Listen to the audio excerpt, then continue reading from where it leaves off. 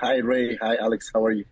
Hello. Honestly, I think as much as possible in the writing I do is I just try to write about what I see in life around me. So I don't exactly have an agenda. It's just what interests me, and so I guess it's a sort of secondary thing. Is I just am interested in that. It's also, I think, if there was something I'm interested in, it is possibly to do with what happens to people when they're put under extreme pressure. I think I am interested in that. I think I can see that throughout my working life. However, to be honest, that's also the basis of almost all drama. So that makes me not unique, but like everybody else. So it just puts me in the same camp. Yeah, man, I think it would start back to Civil War. I think when I created that or designed some of the White House piece, I have done stuff like that for a lot of directors, like a lot. He wasn't the first one that I had done that for.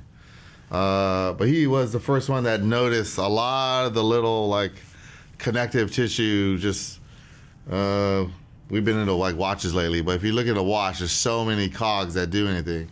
He was, like, the first guy to notice, like, the smallest cogs and how it all fits together, and then shot it accordingly.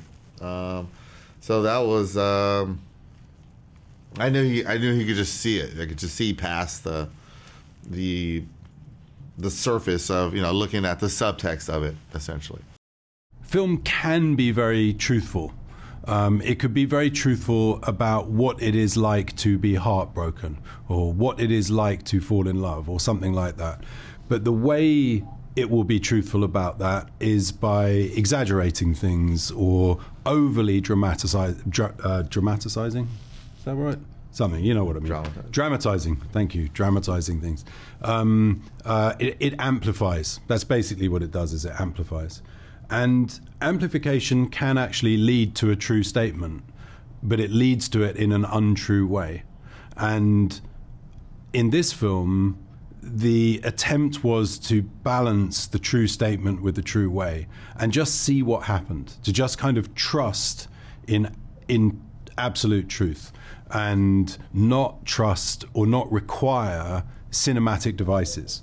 A good example would be in the romantic movie, the couple run towards each other in the airport and embrace in the final moments, and there's some music coming up underneath it, and the music is adding something that doesn't exist in real life.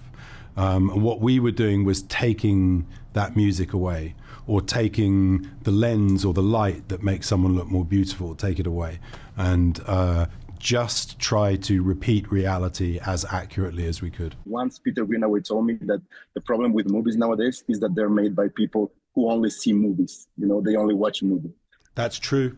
That's true. Peter Greenaway, really interesting filmmaker. That is true. They're made by people who watch too many films and don't do enough living. That is true. Thank you very much for your time. It's been a pleasure talking with you. Have a good day. Thank you.